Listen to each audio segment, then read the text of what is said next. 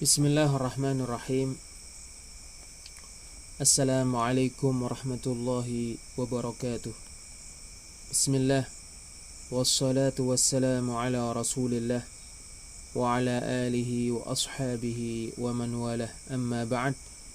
Kita lanjutkan kembali mempelajari kitab Ushulus Sunnah karya Al-Imam Ahmad bin Hanbal rahimahullahu ta'ala, yang dijelaskan oleh Fadilatul Syekh Rabi' bin Hadi Al-Madkhali hafizahullahu ta'ala. Kedudukan sunnah dan kaitannya dengan Al-Quran. Al-Imam Ahmad rahimahullahu ta'ala berkata,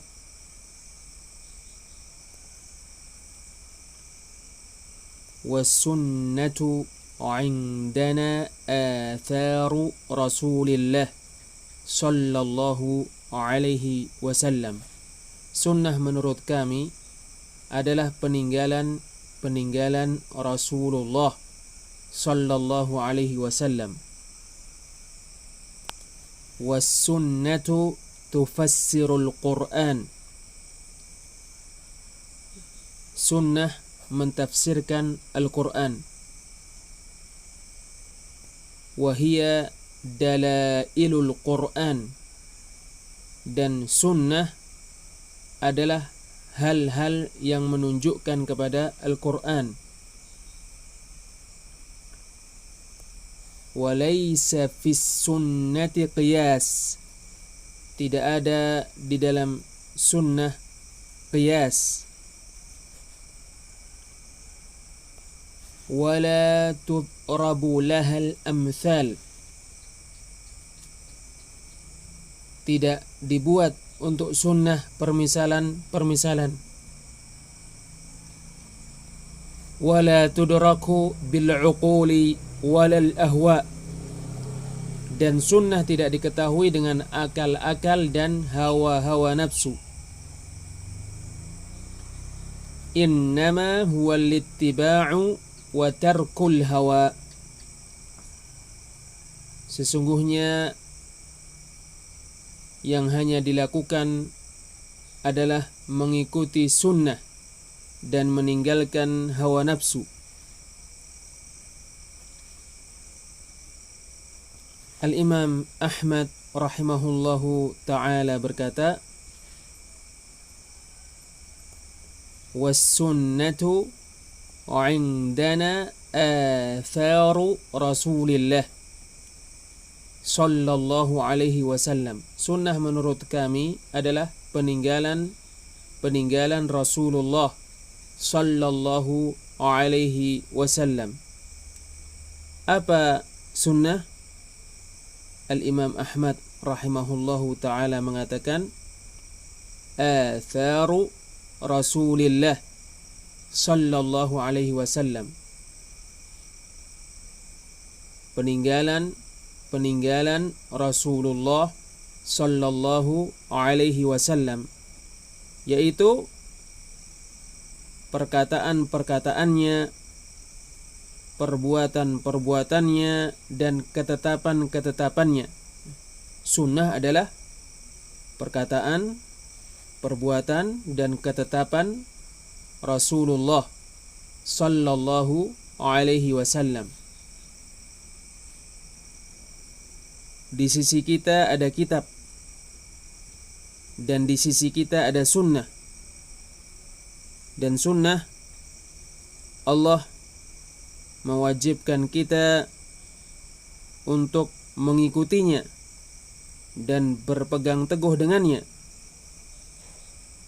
Al-Imam Ahmad rahimahullahu ta'ala berkata untuk menjelaskan kedudukan sunnah dan kaitannya dengan Al-Quran. Al-Imam Ahmad rahimahullahu ta'ala berkata, was-sunnatu tufassirul Quran. Sunnah mentafsirkan Al-Quran. Wahia dalailul Qur'an, dan sunnah perkara-perkara yang menunjukkan kepada Al-Quran. Allah Subhanahu wa ta'ala berfirman di surat An-Nahl ayat 44. Wa anzalna ilaika dzikra litubayyina lin-nasi ma nuzzila ilaihim. Dan kami menurunkan kepadamu peringatan agar kamu menjelaskan kepada manusia apa yang diturunkan kepada mereka. Allah Subhanahu wa ta'ala berfirman surat An-Nisa ayat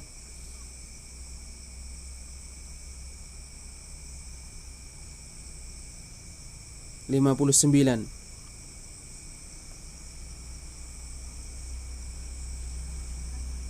Fa in tanaza'tum fi syai'in farudduhu ila Allahi war Rasul. Maka jika kalian berselisih tentang sesuatu, maka kembalikanlah sesuatu yang kalian perselisihkan itu kepada Allah dan kepada Rasul. Mengembalikan sesuatu yang diperselisihkan kepada Allah, yaitu kepada kitabullah, dan mengembalikan sesuatu yang diperselisihkan kepada Rasul adalah mengembalikannya kepadanya ketika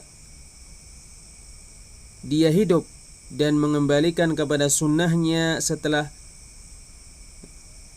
dia meninggal alaihi salatu wassalam. Sebab sunnah adalah tempat kembali dan rujukan manusia. Sunnah dan Al-Quran sama saja. Oleh karena itu, sunnah terkait berhujjah dengannya, terkait permasalahan-permasalahan akidah, hukum-hukum, halal, haram, dan semua urusan-urusan agama, sunnah rujukan seperti Al-Quran. Dikarenakan sunnah rujukan seperti Al-Quran, maka salaf apabila datang kepada mereka suatu masalah terkait akidah atau selainnya, maka dia menjawab dengan nas Quran atau nas hadis Nabi yang dia hafal. Tidak ada pembedaan terkait hal itu. Tidak ada pembedaan antara Al-Quran dan As-Sunnah terkait berhujjah dengannya. Dan akan datang contoh hal itu dari sikap Umar, sikap Abu Bakar, sikap Ibnu Umar, dan selain mereka dari para sahabat. Al-Imam Ahmad rahimahullahu ta'ala berkata, wahia dalailul Qur'an. Dan sunnah adalah sesuatu yang menunjukkan kepada Al-Quran. Sunnah adalah hal-hal yang menunjukkan kepada Al-Quran.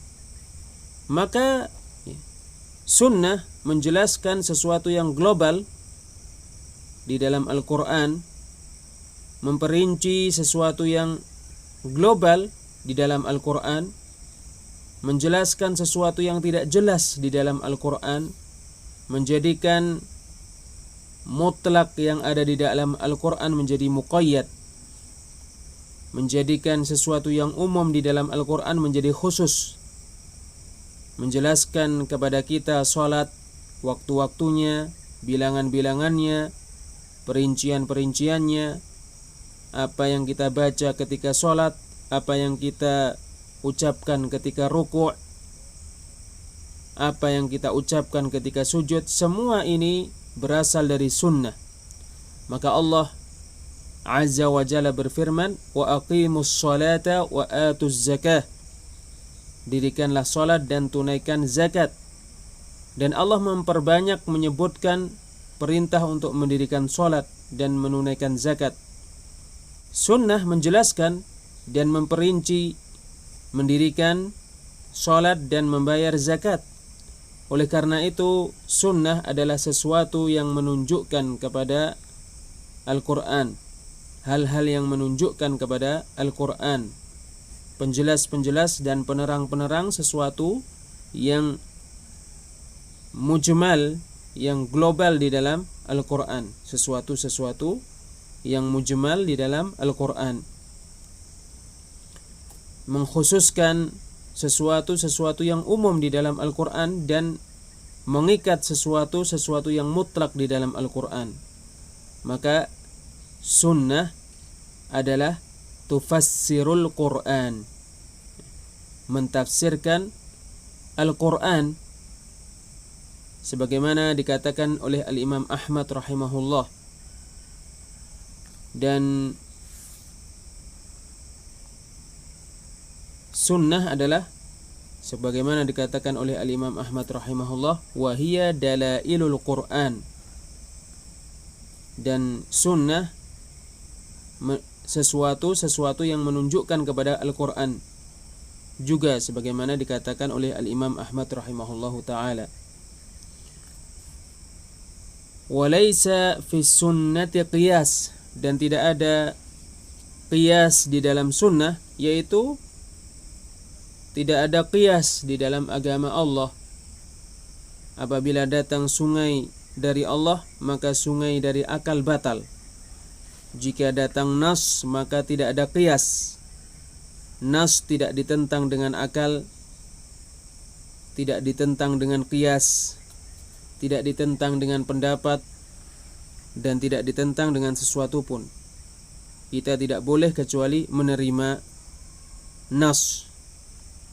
Allah Azza wa Jalla berfirman di surat An-Nisa ayat 65, "Fala wa rabbika la yu'minuna hatta yuhakkimuka fima shajara bainahum."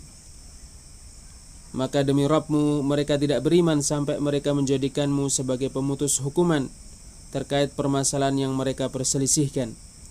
Thumma la yajidu fi anfusihim harajan mimma qadaita. Kemudian mereka tidak mendapati pada diri-diri mereka rasa sempit terkait perkara yang kamu putuskan. Wa yusallimu taslima, dan mereka betul-betul tunduk. Lalu sebagian manusia terlalu berlebihan di dalam menetapkan qiyas sampai pada tingkat mereka menolak nas-nas dengan sebab qiyas. Sebagian manusia berkata, nas ini menyelisihi sesuatu yang pokok. Nas ini menyelisihi qiyas. Sebab itu mereka terlalu ekstrim, terlalu berlebihan di dalam menetapkan qiyas. Maka Al-Imam Ahmad rahimahullah ketika beliau mengatakan walaysa fi sunnati qiyas, dan tidak ada di dalam sunnah qiyas, mengisyaratkan bantahan terhadap orang-orang yang berlebihan di dalam menetapkan qiyas itu. Jika tidak, maka kadangkala ada qiyas aula, tetapi sebagaimana dikatakan, qiyas aula seperti bangkai yang dituju ketika dalam keadaan mendesak, dalam keadaan terpaksa. Bahkan sesungguhnya Syekhul Islam Ibnu Taimiyah rahimahullah menyebutkan di dalam kitabnya yang dia beri judul Ma'arijul Wusul ila bayani anna usul ad-dini wa furu'ahu qad bayyanaha ar-rasul. Syekhul Islam Ibnu Taimiyah rahimahullah berkata, bil istiqra'i ma min ijma'in illa wajadna lahu nassa. Berdasarkan penelitian, tidak ada suatu ijma' pun kecuali kita mendapati nasnya. Demikian juga tidaklah sejumlah ulama mengkiaskan dengan kias yang benar kecuali ada nas yang semakna dengan kias itu. Tetapi manusia berbeda-beda terkait penguasaan terhadap nas-nas dengan baik, atau terkait kedekatan dengan penguasaan terhadap nas-nas dengan baik. Sedikit manusia yang menguasai dengan baik nas-nas, contohnya adalah Imam Ahmad rahimahullah. Atau sedikit manusia yang mendekati menguasai dengan baik nas-nas. Oleh karena inilah kamu mendapati kebanyakan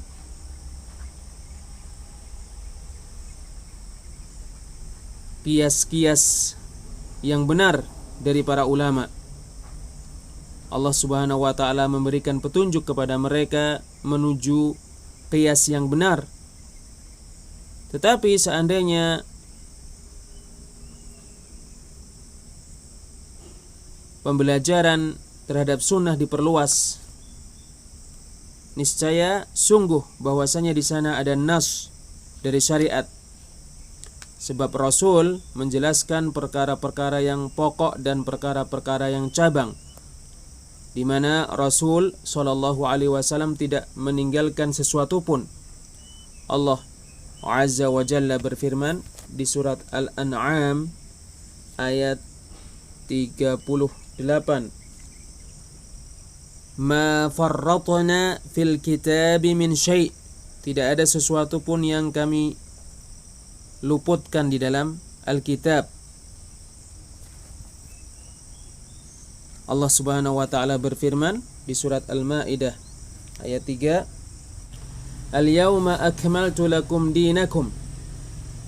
Pada hari ini aku sempurnakan untuk kalian agama kalian. Wa atmamtu alaikum ni'mati. Aku sempurnakan untuk kalian kenikmatanku. Wa raditu lakumul islam dina. Dan aku ridha untuk kalian Islam sebagai agama. Oleh karena itu agama kita sempurna, tidak ada kekurangan di dalamnya. Maka sebagian manusia berijtihad dan membuat kias sementara kiasnya benar. Tetapi di dalam permasalahan itu tidak ada nas yang sampai padanya. Seandainya nas sampai padanya, maka dia benar-benar berhujjah dengan nas dan dia meninggalkan kias.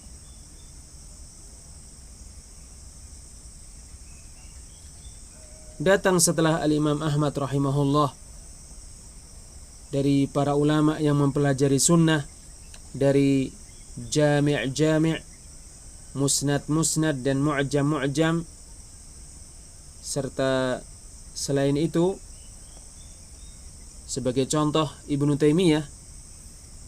Maka Ibnu Taimiyah rahimahullah mendapati sesungguhnya ijma' ini padanya terdapat nas. Para ulama bersepakat ijma' dengan sepakat dan ijma' yang benar sesuai dengan nas-nas syariat. Jika para ulama mendapati nas ini, niscaya mereka berhujjah dengannya, tetapi mereka tidak mendapatinya. Maka datang ulama yang meneliti, memeriksa, seperti Ibnu Taimiyah rahimahullah dan selainnya dengan mengadakan penelitian. Maka Ibnu Taimiyah rahimahullah mendapati bahwa di sana ada ijma' yang ada dan telah didahului oleh nas-nas yang tetap dari Nabi sallallahu alaihi wasallam. Di sana ada qiyas-qiyas yang diqiyaskan oleh para ulama, dan ia adalah qiyas-qiyas yang benar. Tetapi di sana ada nas-nas dari Nabi yang mulia alaihi salatu wassalam yang belum sampai kepada pengetahuan mereka. Bagaimanapun juga Al-Imam Ahmad sangat keras terkait pengingkaran terhadap qiyas. Al-Imam Ahmad rahimahullah banyak mengingkari perkara-perkara yang diakui di dalamnya ijma', dan mengingkari orang yang mengatakan permasalahan ini disepakati oleh para ulama.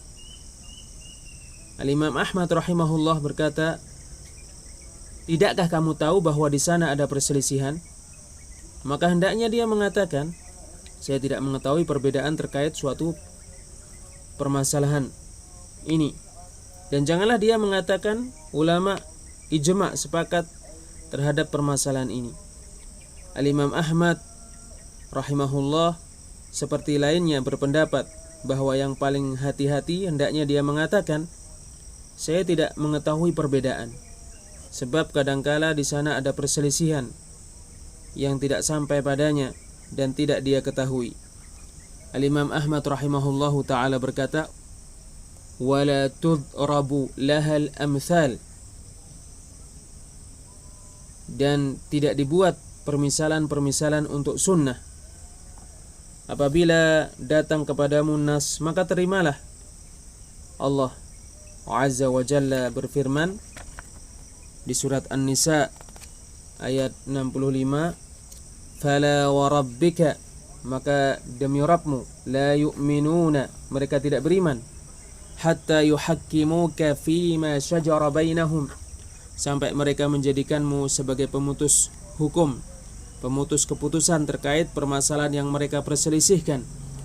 "Thumma la yajidu fi anfusihim haraja," kemudian mereka tidak mendapati pada diri-diri mereka rasa berat, "mimma qadaita," terkait perkara yang kamu putuskan, "wa yusallimu taslima," dan mereka betul-betul menerima.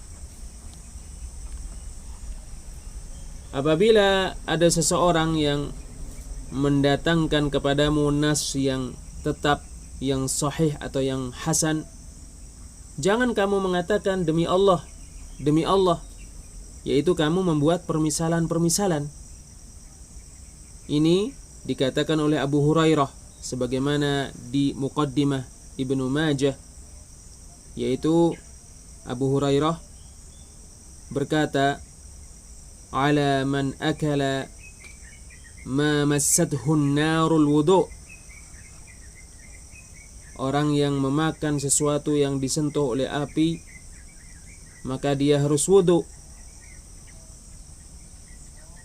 Abu Hurairah meriwayatkan hadis ini terkait perintah untuk berwudu dari memakan sesuatu yang disentuh oleh api. Maka salah satu sahabat berkata kepadanya, "Ara'aital hamim a'atawadda'u min?" Apa menurut pendapatmu hamim, yaitu air yang hangat, apakah aku berwudu karenanya? Abu Hurairah menjawab, "Ya bna akhi, wahai anak saudaraku, idza balaghaka hadithu Rasulillah," apabila sampai kepadamu hadis Rasulullah, "fala tadrib lahul amthal," maka jangan membuat untuk hadis Rasulullah permisalan-permisalan. Yaitu terimalah. Ini adalah kaidah.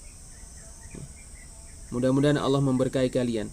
Kaidahnya adalah apabila sampai kepada kita hadis Rasulullah, maka janganlah kita tolak dengan membuat permisalan-permisalan. Apabila datang kepada kita hadis Rasulullah, janganlah kita membuat permisalan-permisalan, membuat kias-kias. Al-Imam Ahmad rahimahullahu ta'ala berkata, "Wala tudraku bil'uquli walal ahwa," dan sunnah tidak diketahui dengan akal-akal dan hawa-hawa nafsu, yaitu tidak diketahui dengan akal-akal dan tidak diketahui dengan hawa-hawa nafsu, diketahui dengan dalil, dengan penukilan. Kamu menginginkan sunnah, kamu menginginkan petunjuk, Syekh Rabi' bin Hadi Al-Madkhali hafizahullahu ta'ala berkata, kamu menginginkan sunnah, kamu menginginkan petunjuk, belajarlah, pelajarilah sunnah. Jika datang sunnah, pahamilah ia, gunakan akalmu untuk memahaminya. Rasulullah SAW bersabda, "May yuridillahu bihi khairan yufaqihu fid din." Barang siapa yang Allah kehendaki kebaikan untuknya, maka Allah jadikan dia paham agama. Hadis diriwayatkan Bukhari dan Muslim.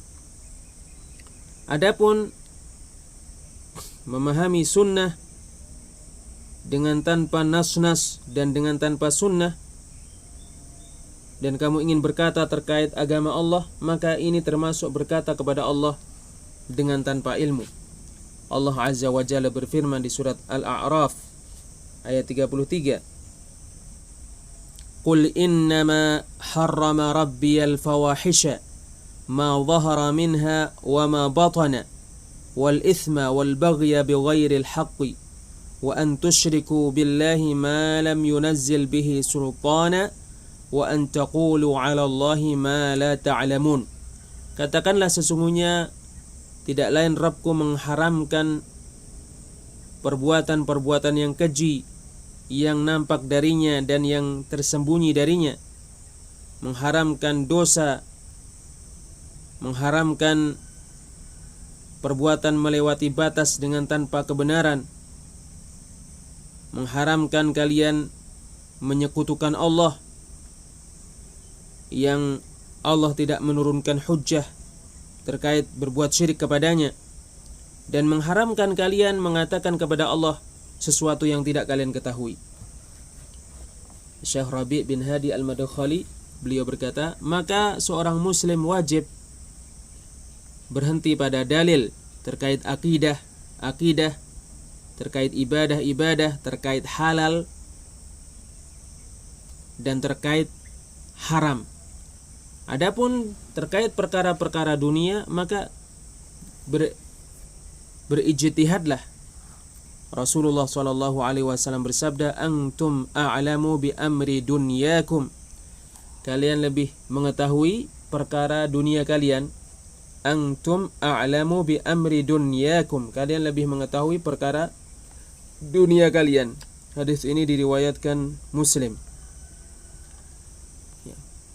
Pada asalnya berkata terkait agama diharamkan kecuali sesuatu yang diizinkan padanya oleh syariat. Oleh karena itu, apabila kamu memasuki agama Allah dengan akalmu, maka kamu mengikuti hawa nafsumu dan kamu berkata kepada Allah dengan tanpa ilmu, perbuatan ini termasuk dosa yang paling besar. Di sebagian keadaan sampai pada keadaan lebih besar daripada kesyirikan. Sebagaimana dikatakan Ibnu Al-Qayyim rahimahullah. Sebab Ibnu Al-Qayyim menjelaskan surat Al-A'raf ayat 33 ini dan berkata, "Innan nassa tadarraja fihi minal adna ilal a'la." Sesungguhnya nas bertahap terkaitnya dari yang paling rendah menuju yang paling tinggi. Fa'a'zamuhal qawlu 'ala Allahi bighairi 'ilm. Maka perkara yang diharamkan oleh Allah yang paling besar adalah berkata kepada Allah tanpa ilmu. A'zamu minasyirki, lebih besar daripada kesyirikan. Li'annahu yadkhulu fihi syirku wa ghairuh. Sebab masuk pada berkata kepada Allah kesyirikan dan selainnya. Tidaklah kesyirikan terjadi kecuali karena perkataan-perkataan ahlul batil dan ahlu kesesatan. Maka benar-benarlah berhati-hati dari berbicara terkait agama Allah dengan hawa nafsu, karena tertipu dengan akal, kecerdasan dan pemahaman. Sesungguhnya pemahaman terkait nas ini adalah sebagaimana keadaan yang ada pada para sahabat dan para tabi'in, dan sebagaimana dikatakan oleh Al-Imam Ahmad rahimahullah di dalam Ushulus Sunnah ini, innama huwa littiba'u wa tarkul hawa. Sesungguhnya tidak lain yang dilakukan adalah mengikuti sunnah dan meninggalkan hawa nafsu, yaitu akal tidak menguasai agama Allah dan hawa nafsu tidak menguasai agama Allah. Sesungguhnya yang dilakukan hanyalah mengikuti dan meninggalkan hawa nafsu serta memurnikan diri untuk Allah Rabb semesta alam. Wallahu a'lam bissawab. Insyaallah kita lanjutkan pada pertemuan yang lainnya. Subhanakallahumma wa bihamdik asyhadu an la ilaha illa anta astaghfiruka wa atubu ilaik. Wassalamualaikum warahmatullahi wabarakatuh.